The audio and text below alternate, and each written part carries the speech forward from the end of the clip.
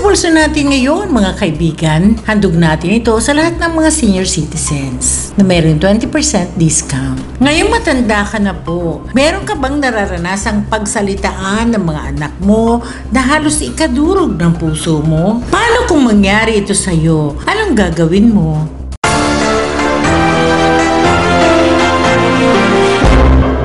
Handog natin ito sa lahat ng mga senior citizens na mayroon 20% discount. Ngayong matanda ka na po, meron ka bang nararanasang pagsalitaan ng mga anak mo na halos ikadurog ng puso mo? Paano kung mangyari ito sa'yo? Anong gagawin mo? Wala po akong anak, mga apo. Hindi po, mababait po ang mga apo ko, mga pamangkin. Mga inalagaan ko po ang mga magulang yung sanggol pa.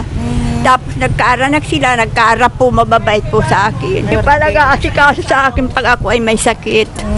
Kaya mahal na mahal ko po ang mga apo ko. Nakita ko lang po sila, nawawala ang sakit ko. Ngayon nga po nung Pasko, sinugod ako sa ospital. Ang sakit ko po mababa ang potassium, may vertigo, may high blood, may sa puso. Kaya po ako ay mga alalay ko, mga kapitbahay. At may mga trabaho. Po silang nagpapagamot sa akin at wala naman akong asawa. Ako ang nag-alaga sa kanila ng mga sanggol pa. Po, nagmahal po ako ng mga pamangkin ko. Pag napunta sa amin ay di hadok-hadok pa, maski ako mabaho. Yun ang maganda. Hali ako sa ospital. Sabi ko, ang baho ko, ay mabango kaya mabango ka sa amin. Kaya maski po ako nahihirin na sa aking sakit, malakas ako. Sabi nga po nung isa kong apo, nung 25 madaling araw, sabi ko, dalhin mo na ako sa ospital, hindi ko na kaya, mamamatay na ako. Napuplos na po ako, yakap na niya ako, nakakabutas ako. Sabi sa akin, alam ko, malakas kaya, laksan mo ang loob mo, lumaban ka. Hindi mo na makikita ang magiging apo mo sa akin.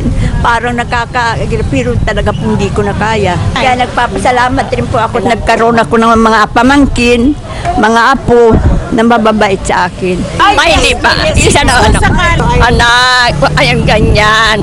Matanda din kayo, magdumadang kayo sa akin.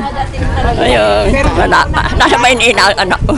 Minsan, hindi man sigaw. Minsan ay nasabing, sige ang daldal. Aba, ngayon lang, matanda na ako. Dapat igagalang mo na. Sasabihin ko sa kanilang ganito. Sana wag din yung maramdaman kung ano yung nararamdaman ko ngayon sa sinasabi ninyo sa akin. Ayoko sanang maramdaman ninyo kasi ayokong madaman ninyo kung ano ang nararamdaman ko. Salamat, basta ang mahalaga sa akin na palaki ko na kayo. Medyo. Siguro lahat ng mga anak ngayon, hindi mo na masasabing hindi makakapagsalita sa kanilang mga magulang. Pero sa akin, naramdaman ko man yung ganun, lahat ng kapatawaran nasa akin, ibibigay ko. Kasi yun talaga ang ano, diba? Oo. Oo naman. Basta yung mga inalagaan ko noon, ngayon, di meron na silang mga sinasabi sa buhay. Hindi na ako kilala. Sa sarili na lang. At mabubuhay naman ako, hindi man ako kadugsong nung hininga nila. Meron po, madami na akong apo, 17 piraso na. Nilalagay ko na lang yan po sa ko sa isip ko. Pero hindi naman po sila laban na masyado sa akin. May time po, ganyan ang mga apo. Di maiwasan po na matitigas ang ulo. Ganyan na lang po. Siya po, pati sa mga anak ko, natampo din ako, may time. Kasi ako nagang-alaga ng mga apo. Puro apo po mula sa panganay ko hanggang sa bunso. 6 po ang anak ko, puro babae, puro na po may pamilya. Ako po ang nag-aalaga. Hindi naman po sila na ano sa akin, mga ano man din po sila sa akin, mga mababait man din po. Kasi ako hindi naman po ako sa kanila matapang na lola. Wala man. Tama lang ang pagpalakad sa mga apo. Tatanungin ko sila kung anong problema. Never. Kung sakali. Ay, kung sakali po na ako ay sisigaw-sigawan, siguro, kaunting pakausapin ko sila kung bakit anong ginawa ko, kaya ginaganito nila ako. Ever since naman, wala naman ako pinakita sa kanilang masama, di ba?